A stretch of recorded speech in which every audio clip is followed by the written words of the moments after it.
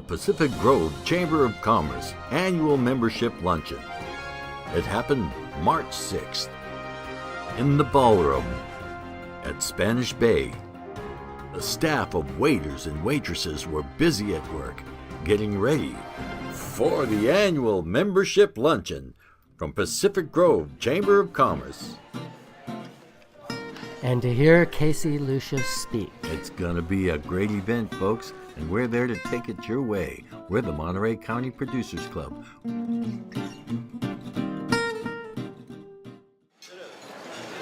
I felt bad interrupting all the conversation, but this seems like a fun group. There's a lot of gossiping. And one of the highlights today will be our next speaker.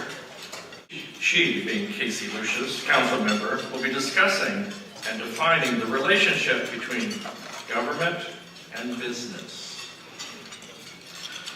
Casey is a professor of theater security decision-making at the Naval War College located in Monterey. I did not know there was a war college in Monterey, so that was very entertaining for me.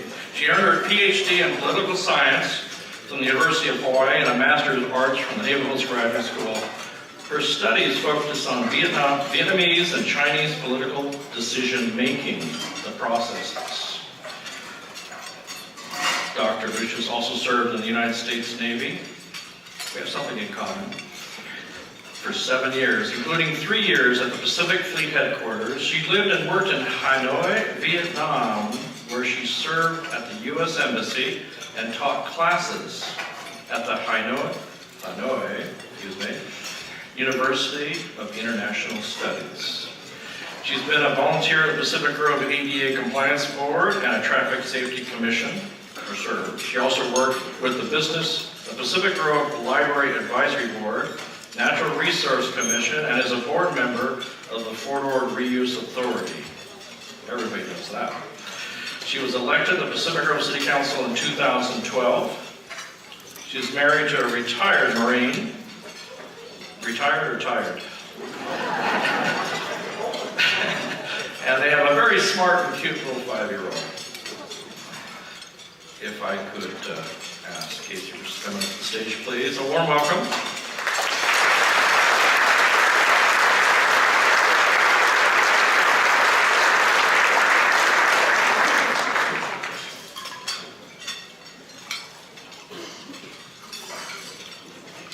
Thank you. It's a pleasure to be here today. I was actually thinking this morning as I was getting ready and I was kind of rehearsing the speech in my mind.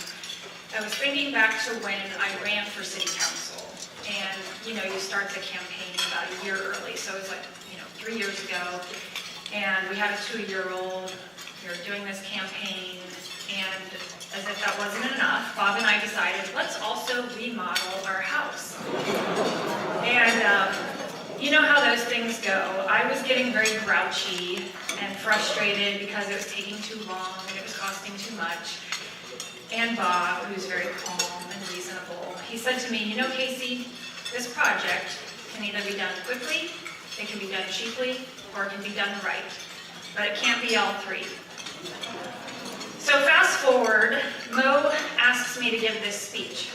And he called me yesterday to check in on me just to see how I was doing. And he said, okay, Casey, now I really want you to make this speech motivating and interesting and entertaining. And I said, Mo, it can't be all three.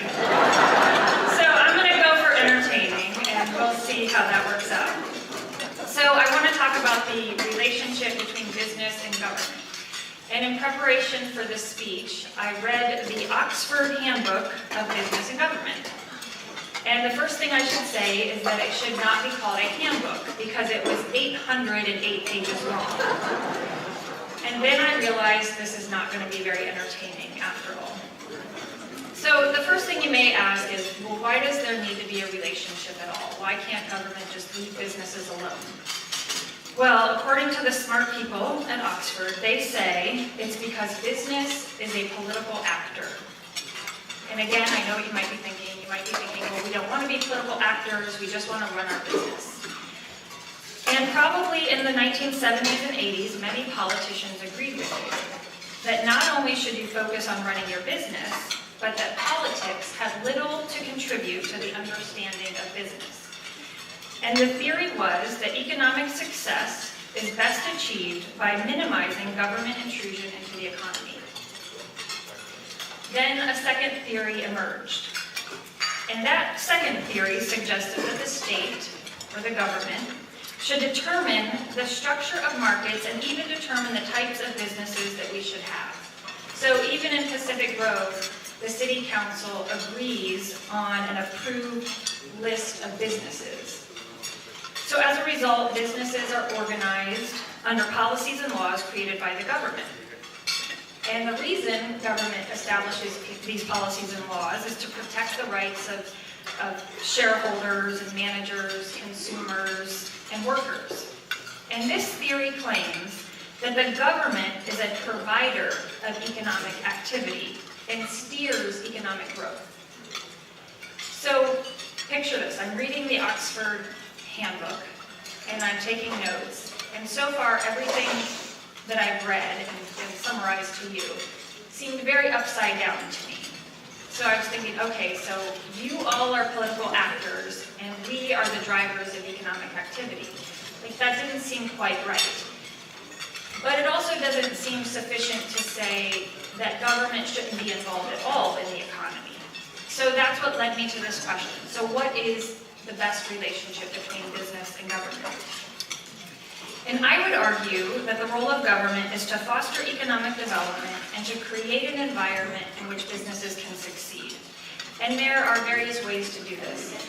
At the local level, we invite business owners to be members, be part of the decision-making process. So we have business reps on the EDC and the DID.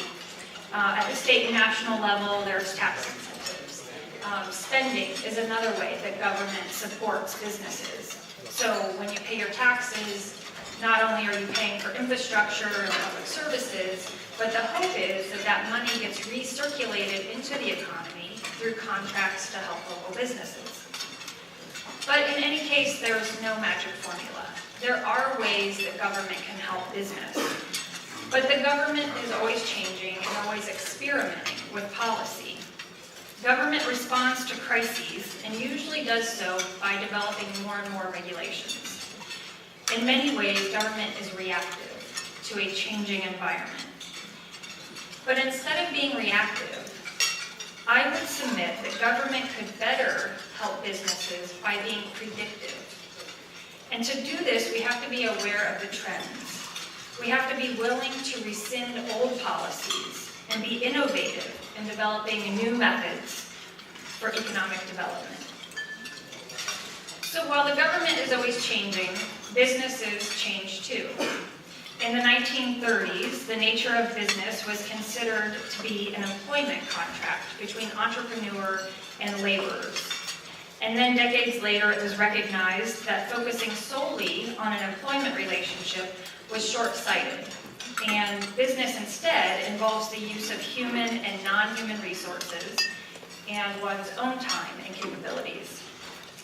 And then even more recently, it has been acknowledged that businesses are important contributors to wealth and value creation, to competition, and to providing distinct resources, knowledge, and capabilities. And it's these knowledge and capabilities that government leaders need to make the best decisions. That information has to be shared by both parties. So that's what makes all of you political actors. We need you to involve yourselves in politics so that we can make the best decisions. So what does that actually look like? Well, the most common form is the public-private partnership. And I'm not going to talk a lot about that. Most of you know what that looks like, and usually it involves large infrastructure contracts, and there's also usually complex legal and financial agreements.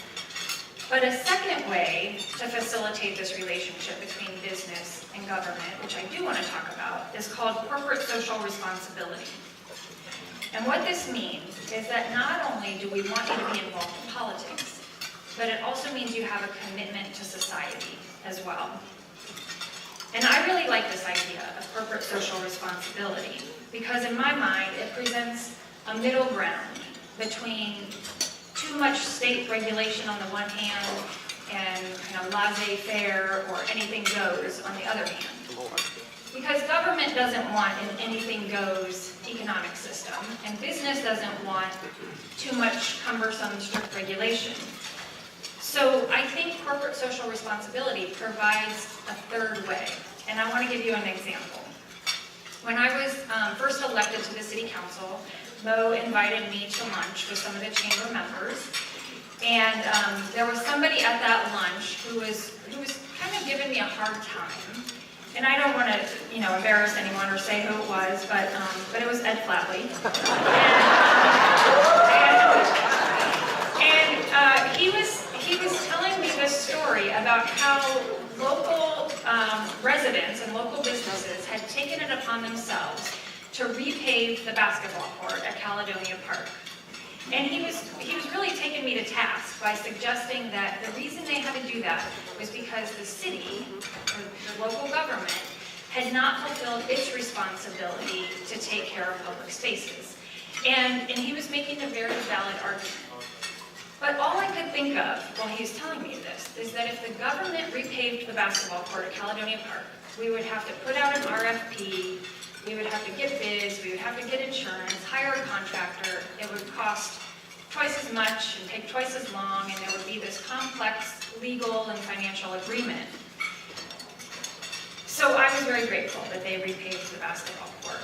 And that may sound like a silly example, but it's not. It's actually a great example of corporate social responsibility. And it's a great example of how local businesses are committed to our community. Because it's those kinds of acts that create trust between the community and the businesses. It creates stakeholders in the community. And it also creates efficiencies and providing for the public good. And it's just a great illustration of the commitment that businesses have to society at large and the commitment that all of you have to Pacific Grove specifically. So back to my original question about what is the best relationship between business and government. I suggest it's one where both sides work together toward our common goals and our common interests. And I think the first and most obvious common interest is that we both want to serve the people of this community. Both sides want to achieve that.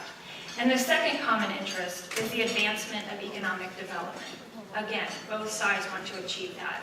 And both sides have important contributions to make. As for the government side, we owe it to you to be innovative and creative. We can't just pass complicated, cumbersome regulations, and we can't rely on the old ways of doing business.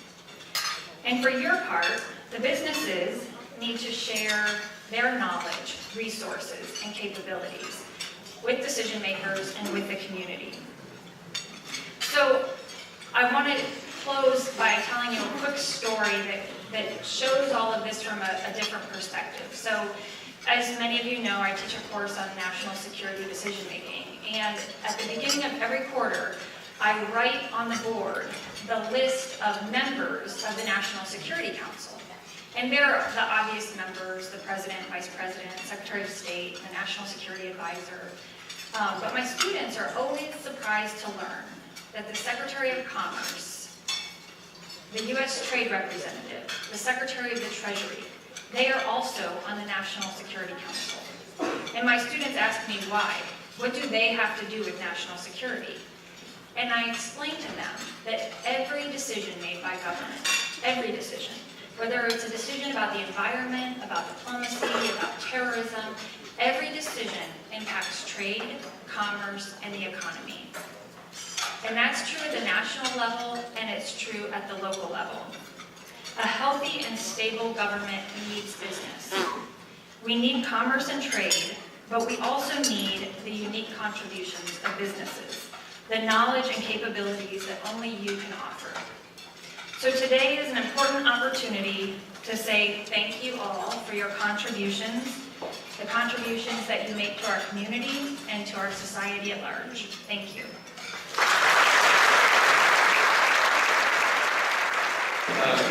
We're little behind schedule. I want to respect your time. We have a fellow who dedicated 8 years to the City Council, 14 years to the Chamber Board, 3 as chairman, continues to chair the good old days, and just recently, I heard this morning, been nominated as the Grand Marshal. If I could have Alan Cohen come up for a brief comment.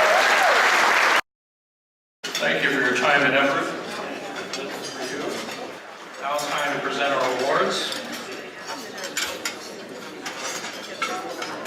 I'll be asking the following people to come up on stage to present their awards to our nominees. Representing Congressman Fred Farr's office. Representing Senator Bill Monty's office. Assemblymember Mark Stone's office. Dave Potter's office. And Vice Mayor Robert Hewitt, representing the city of Tulsa. And I miscued Sam Moore's office for Fred Farr. Fred was his father, who I worked with many years. Best Retailer, The Quill, Lisa Bedford, owner. 19 years old, moved to the current location, 553 Lighthouse Avenue. Custom printing, party, wedding invitations, shop local now. Shop local, no Costco. She has worked hard. She looks like she worked hard and is worthy of such a recognition.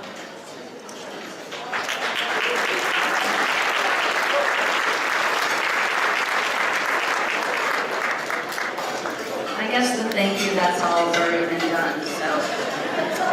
Anyway, thank you to the Chamber for this award. I am truly honored to receive it. My husband and I sometimes say we all have thankless jobs, but this makes it all worthwhile. 19 years ago, when my daughter was 8 months old, I had a crazy idea to open a stationery store specializing in invitations. I had very little retail experience and had no idea what it took to start and run a business.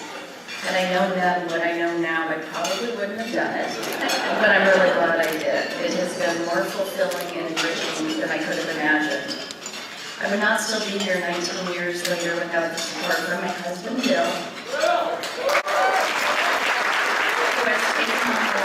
share of home responsibilities while I was toiling away at the store.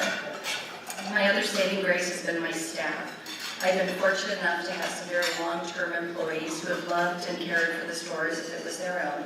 Stephanie Loftus is here today, and she's my right-hand woman who keeps me going as I get tired and senile in my old age. I'm also grateful to the Pacific Grove residents who are truly the most loyal group of shoppers a retailer could ask for. They understand the importance of shopping locally and how it benefits our community. Years ago, I stumbled upon the 350 Project, which promotes and educates the public on the need for supporting local business.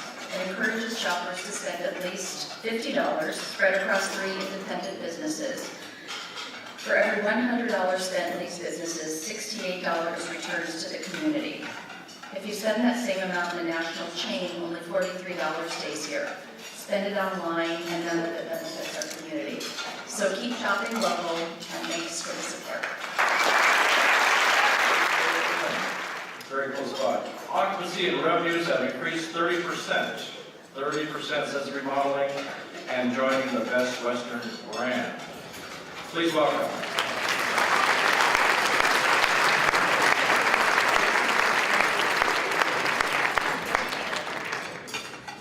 First of all, I would like to thank everybody and good afternoon to all the ladies and gentlemen here. And thank you to the Chamber and the council members for voting for the best hotel we have here in Pacific Grove. Also, I take this opportunity to thank Mr. Andy Patel, who has actually done a marvelous job in renovating the old Howard Johnson and giving some new look to the hotel which is right now. And I would also like to thank also the support of my beloved wife who's there, who has given me all the energy to run the hotel, and also the family of Mr. Patel.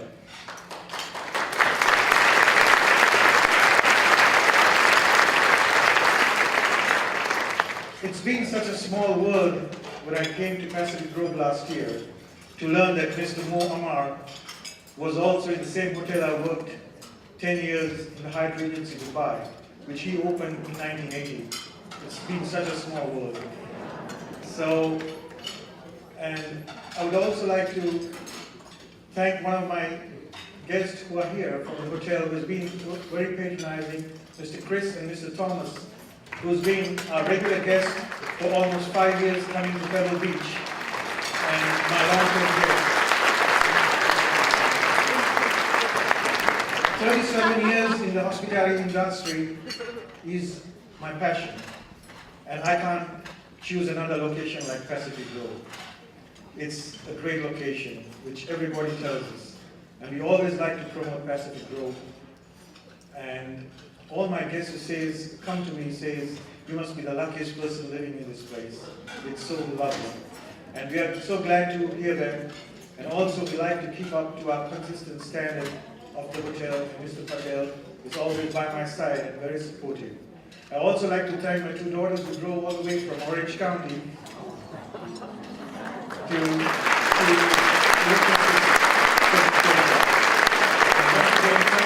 everyone for this lovely afternoon.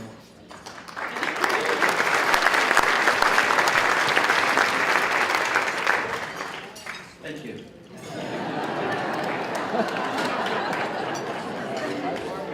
I recently took a tour of the facility, and I'm going to say it's well appointed, very comfortable, almost to the edge of extended state property, but it's very, very nice. Nice gym, too. Best restaurant? The Little Red House Cafe. Laura and Christopher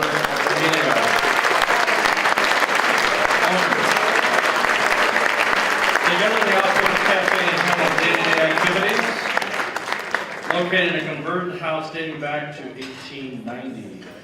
1890, in front of Lighthouse Avenue and 19th Street. Opened in 1996. I was there. And the staff includes many longtime employees who have developed a relationship with a lot of the patrons. It's a very beautiful place, and the food is marvelous. Thank you very much. A warm welcome.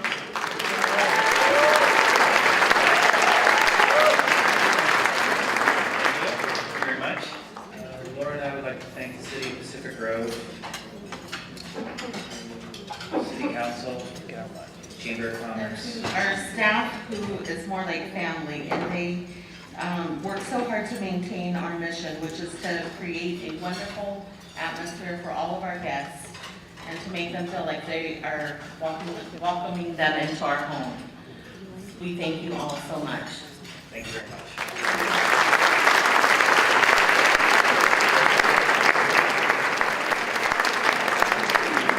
It really is my honor to accept this today on behalf of my 175 residents and 120 employees. This is our 50th year of giving services in Pacific Grove. So it's the beginning of a big celebration year for us at Canterbury Woods. We provide services to our seniors, of course, that live in Pacific Grove, and also have an arm that does low-cost and no-cost services to seniors from Episcopal senior communities all throughout Monterey County. A lot of people don't know that portion of the services that we provide. But I think one of the main reasons that we get awarded this particular honor for service is because of how our residents interact with the city of Pacific Grove. I'm sure all of you who volunteer for all the great organizations in Pacific Grove and Monterey have met somebody from Canterbury Woods. We have people working at the History Museum, at the library, people volunteering, people servicing at the library, at Meals on Wheels, Rotary Club, Kiwanis Club, Baywatch, Point Lobos, Chomp, Meals on Wheels, Aquarium, thank you, St. Vincent de Paul, St. Angela's, all the saints out there, as a matter of fact.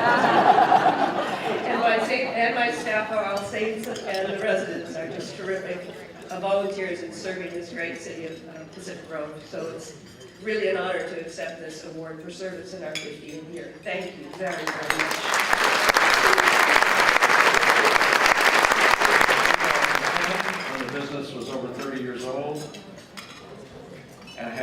15 years of experience in performing comprehensive eye examination, fitting contacts, lenses, diagnosing, treating many ocular diseases. He is past member of the American Optometrists Association, California Optometrists Association, and previously served as the Director of Education of the Monterey Bay Association for 2 years. He took his vitamins when he was young.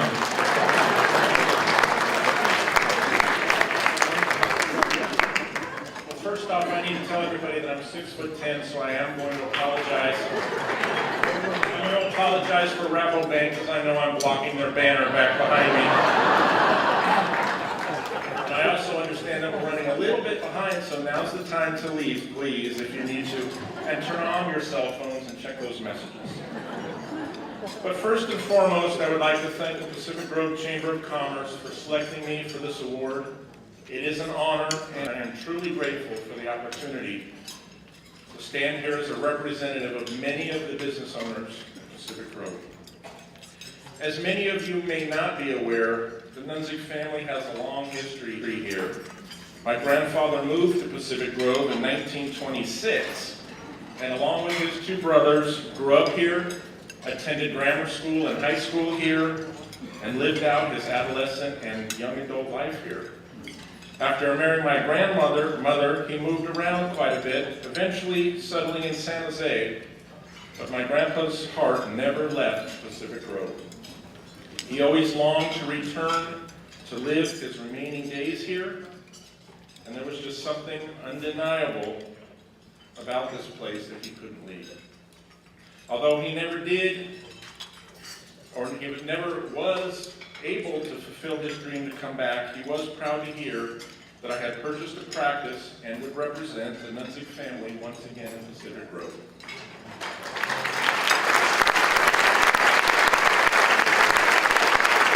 I'd like to thank the incredible people of Pacific Grove for their loyalty and their generosity. Thank you again to the Chamber for this incredible honor.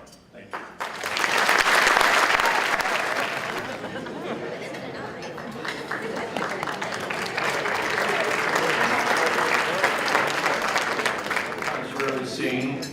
Always busy, multitasking, pushing people, favors.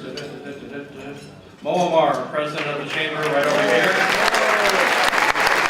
Again, thanks to our sponsors, Robobank at Bothurst, gold sponsor J.R. Rouse, Sotheby International Realtor, silver sponsor Dr. Betty Saxon, AT&T, bronze sponsors Mary Nina Hill, Paul Mortuary, Peter Tanzel, Calandra and Tanzel CPAs, don't forget tax time sneaking up. Mark Cameron, Fenton Keller, Charlie Cordova, Green Waste Recovery Inc., soon to be passing your door every morning at 5:30. Laura Beacon House, Jerry Hall, Segway Tours Monterey, John O'Brien, Central Coast Senior Tours. All the awardees, please hang around for a photo after this lunch in Spanish Bay for the work they do and the hard work they do.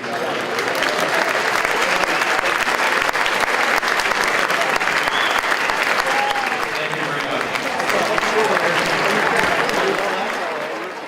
A little bad about blocking the Robobank like that? poster. Yeah. I had to throw that in there. Dr. Mike, I'm going to put my eyes down where they really are and look up at you like I would. Thank you. That's my height and that's his height. There you have it. Everyone went home happy. The Monterey County Producers Club had a good time being there. They fed us, and we had a lot of entertainment. What'd you think, James? Oh, that was great, seeing all those people, the business owners and politicians and professionals, doctors, people, all the people of Pacific Grove. It was great to see all the faces there. We wish Casey all the luck in the world with her political career. And we congratulate the Pacific Grove Chamber of Commerce for a wonderful annual membership luncheon.